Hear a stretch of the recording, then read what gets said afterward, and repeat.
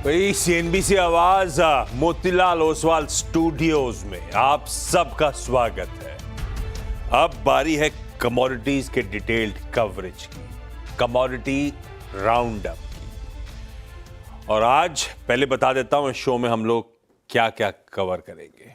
आज करेंगे बात 87 का होगा सोना, इस पर क्रूड पर भारी ट्रंप का दाव, क्योंकि क्रूड में आया है बढ़िया सा करेक्शन और खाने का तेल बिगाड़ेगा खेल।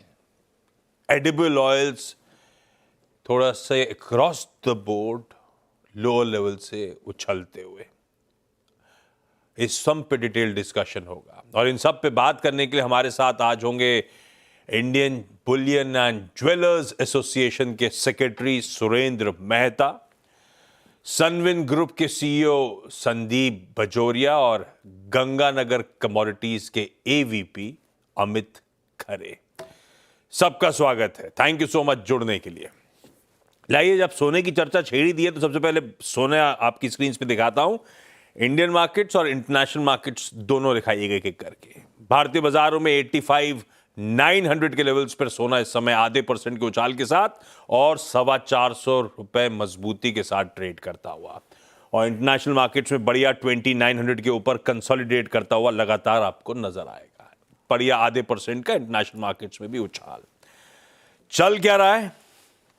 एक तो ट्रेड वॉर्स के कंसर्न एस्केलेट करते हुए अर्ली मॉर्निंग की बात होगी अपने टाइम के हिसाब से, जब ट्रंप सब इंतजार कर रहे थे रेसिप्रोकल टैरिफ्स के अनाउंसमेंट का। पिछले फ्राइडे को ट्रंप साहब जापान के प्राइम मिनिस्टर से मुलाकात कर रहे थे। उस प्रेस कॉन्फ्रेंस में उन्होंने कहा था कि मैं सब पे रेसिप्रोकल टैरिफ्स लगाऊंगा, यानी कि यूएस के प्रोडक्ट्स में जो कंट्रीज जितना टैरिफ लगाती है उतना रेसिप्रोकेट करेगा यूएस, उतनी ही इक्विवेलेंट टैरिफ्स हम लगाएंगे। और उस फ्राइडे की कॉन्फ्रेंस में कहा था कि अगले हफ्ते मैं न्यूज कॉन्फ्रेंस करके अपडेट शेयर करूंगा आप लोगों के साथ। उसके बाद संडे को उन्होंने धमकी दी थी कि मेटल पे लगा दूंगा, मेटल पे लगा दी उन्होंने, स्टील और एल्यूमिनियम पे। पर रेसिप्रोकल टैरिफ की डेट न्यूज कॉन्फ्रेंस कब होगी ये अपडेट नहीं आया था। कुछ घंटों पहले वो अपडेट आया। उनका कहना है कि 1 से 2 दिनों में मैं रेसिप्रोकल टैरिफ्स का अपडेट आप सबके साथ शेयर करूंगा। कुछ रिपोर्ट्स कह रही हैं आज पीएम मोदी से जो बायलैटरल मीटिंग्स होनी है उससे पहले शायद रेसिप्रोकल टैरिफ्स का अनाउंसमेंट ट्रंप साहब करते हुए नजर आएंगे। तो ऐसे में अनसर्टेनिटी, अनिश्चितता बढ़ रही है फिर से। और एक रीजन वो है, बड़ा रीजन, जो गोल्ड में वैसे कई समय से लगातार जो गोल्ड इंच अप करता जा रहा है उसके पीछे लगातार मजबूती तूल पकड़ रही है। दूसरा, गोल्ड को आप एक और पर्सपेक्टिव रख देता हूं। कल शाम को यूएस के इक्विटी मार्केट, स्टॉक मार्केट खुलने से पहले शाम 7 बजे के आसपास इन्फ्लेशन का प्रिंट आया है। वैसे वो इन्फ्लेशन का प्रिंट हॉटर देन एक्सपेक्टेड है। जितना एक्सपेक्टेड था इन्फ्लेशन, उससे ज्यादा इंच अप करता हुआ यूएस में। और बुलियन को, सोने चांदी को और खासतौर पर सोने को इन्फ्लेशन का एक बढ़िया हेज माना जाता है। तो रीजंस हैं गोल्ड के इस तरह उछाल के, गोल्ड के लगातार इंच अप करने के। Surendra Mehta sir, good afternoon. Surendra Mehta sir, Hindustan के बाजार में बढ़िया गोल्ड में लगातार उछाल बना हुआ है। आप क्या रीजंस देखते हो इस समय इस तरह के तूल जो लगातार सोना पकड़ रहा है? देखिए, जैसे आपने बताया, सबसे जो महत्वपूर्ण विषय है फिलहाल वो है कि यूएस में अगर ट्रम्प टैरिफ लगाते हैं तो वहां पर इन्फ्लेशन बढ़ता है। और जैसे आपने कहा कि gold is the best hedge against the inflation, तो उसके मद्देनजर ये गोल्ड लगातार बढ़ता जा रहा है। हमने पिछले कुछ समय से देखा है, जब से ट्रम्प ने अपनी गद्दी संभाली है, वो लगातार ट्रेड वॉर की बात करते हैं। वो लगातार कहीं ना कहीं पर ये बात कर रहे हैं कि वो अपनी कंट्री में कॉर्पोरेट टैक्स को कम करेंगे, इंडिविजुअल टैक्सेस को कम करेंगे। वो कहीं ना कहीं कोई ऐसी बात नहीं कर रहे हैं जिससे उनकी कंट्री के डेट में कमी आएगी। और जब तक यूएस की बैलेंस शीट में 35-36 ट्रिलियन डेट है, तब तक गोल्ड को बूस्ट मिलता ही रहेगा, गोल्ड के प्राइस ऊपर जाते ही रहेंगे। टेम्पररी छोटे मोटे करेक्शन आ सकते हैं, मैं मानता हूं, लेकिन 2-3 महत्वपूर्ण बातें और भी हुई है जिसके ऊपर पूरे गोल्ड मार्केट की नजर है और हमारी भी नजर इस पर रहनी चाहिए। उन्होंने कहीं ना कहीं म्यूनिच कॉन्फ्रेंस को लेकर एक अच्छी सी बात कही है कि हम रशिया यूक्रेन के वॉर को खत्म करना चाहते हैं। उन्होंने कहा कि उनकी बहुत अच्छी बातचीत हुई है पुतिन के साथ में। उन्होंने उनके चाइना वालों से भी अच्छी से बातचीत हुई है। तो वो कहीं ना कहीं ट्रेड वॉर तो लाना चाहते हैं, लेकिन जो दूसरा वॉर है वो खत्म करना चाहते हैं। तो ये एक अच्छा साइन है। और इसीलिए हमने गोल्ड में मुझे लगता है कि कहीं ना कहीं $3,000 के आसपास एक थोड़ा सा पॉज रहेगा, एक थोड़ा सा उसमें करेक्शन आने की संभावना मुझे नजर आती है। लेकिन हमें ये देखना होगा कि वो रेसिप्रोकल टैरिफ जिसकी आप बात कर रहे थे वो कितना रेसिप्रोकल टैरिफ की बात करते हैं।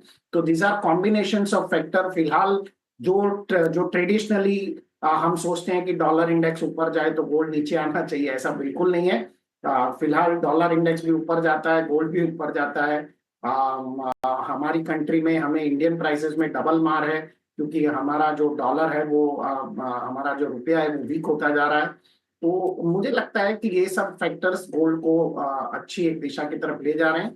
बट कहीं ना कहीं पे इसमें करेक्शन आने की मुझे उम्मीद है, नियर अबाउट 2970 से $3,000 के आसपास।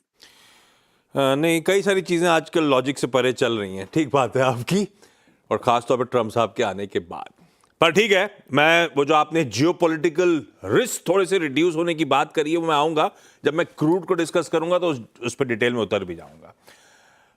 पर ये बात सही है, जब तक यूएस अपने डेट प्रॉब्लम्स को एड्रेस नहीं करता, ये सब बातें नॉइज अपनी जगह है, तब तक ये सोना उफान मचाए रखेगा।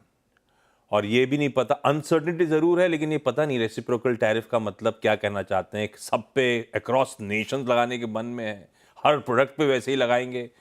थोड़ा सा अनलाइकली सा सिनेरियो है, लेकिन देखते हैं, ट्रम्प साहब हैं तो कुछ भरोसा नहीं है। 2940 $2950 प्रति ऑन्स के आसपास इंटरनेशनल मार्केट्स में 3,000 पे आते आते नर्वसनेस आ रही है, और यही जोन्स हो सकते हैं आपको 2970 से 3,000 के आसपास हो सकता है सोना रेजिस्टेंस फेस करे और वहां से कूल ऑफ होता हुआ नजर आए, temporarily cool off.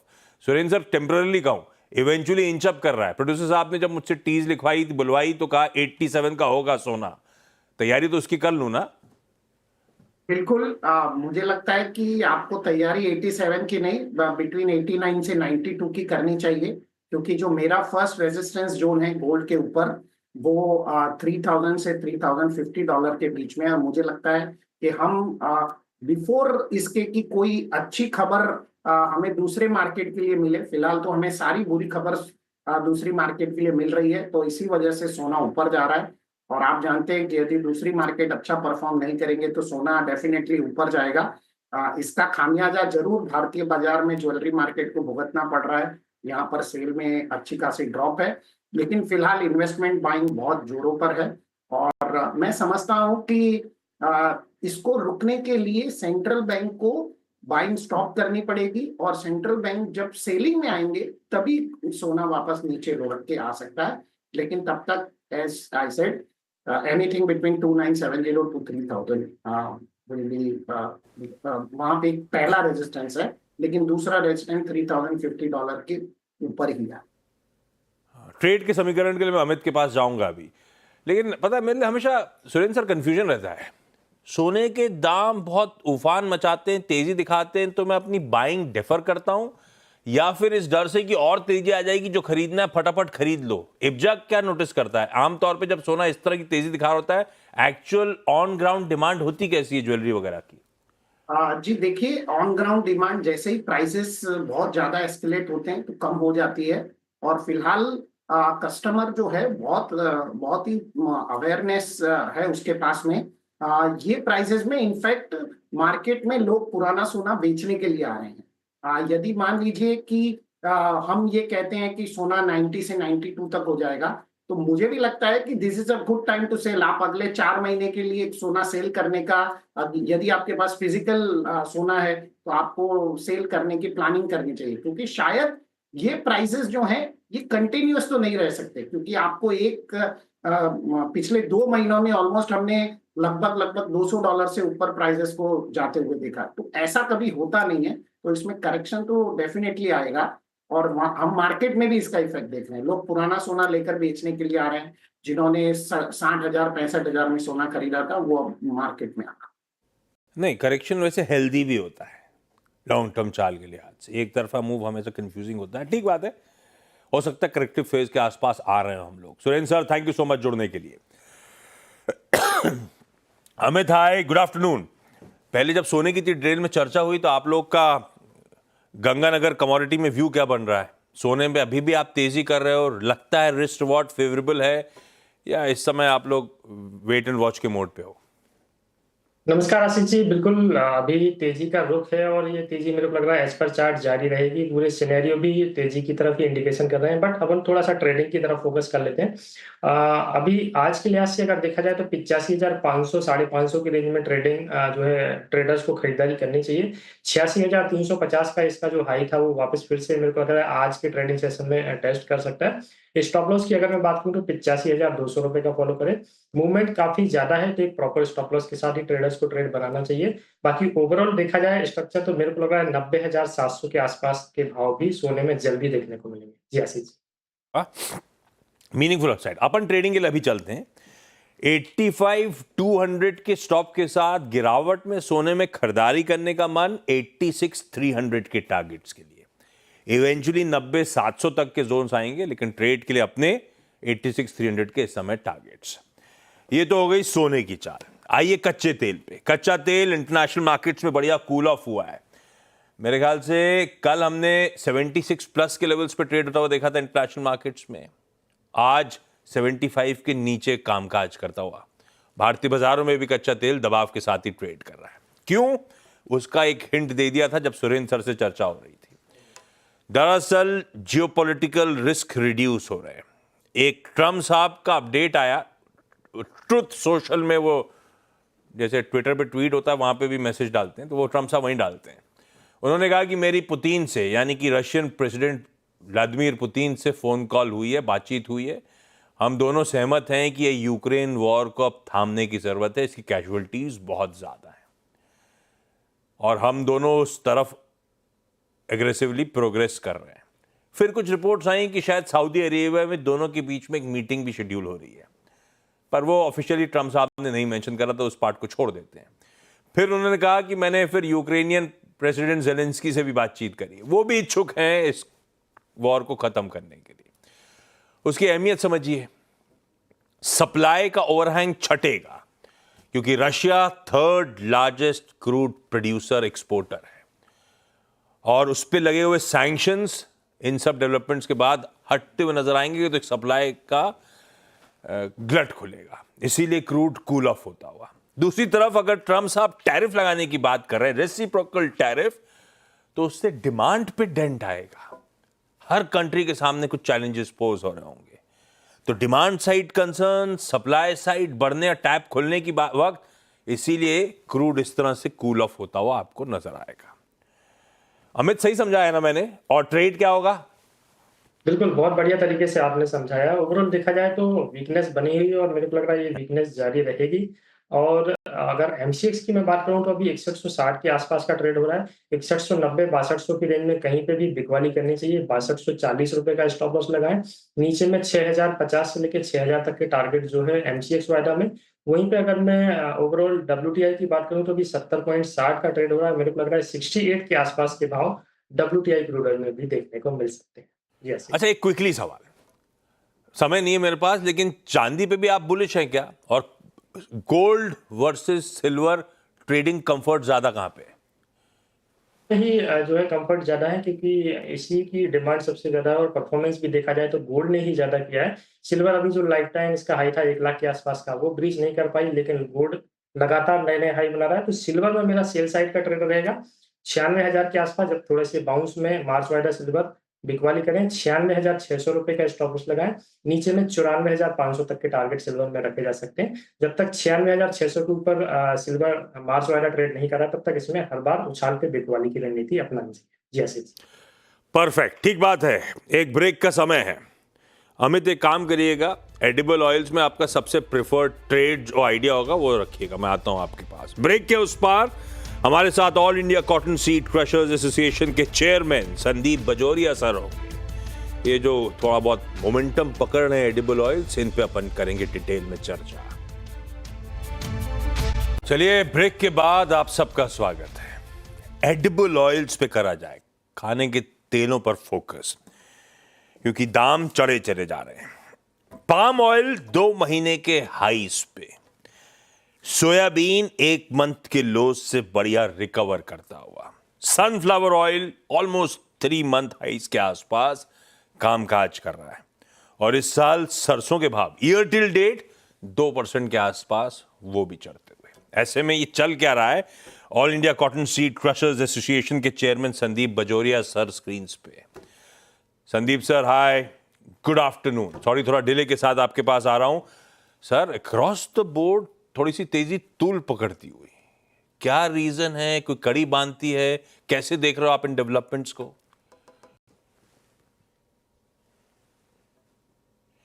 Sandeep sir, audio नहीं आ रहा, शायद अनम्यूट करना होगा अपने को।